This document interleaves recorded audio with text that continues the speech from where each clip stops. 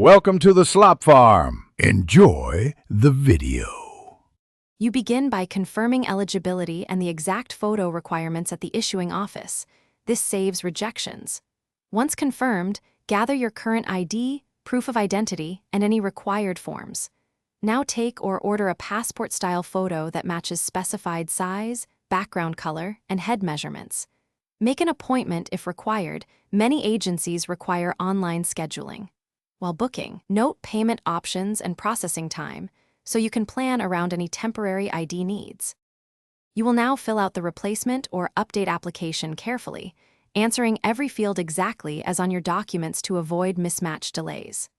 Once done, attach the new compliant photo to the form and stack your supporting identity proofs in the order requested.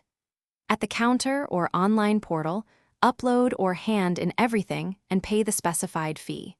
Obtain and secure the submission receipt and reference number. Make sure the clerk confirms photo attachment or upload succeeded before you leave.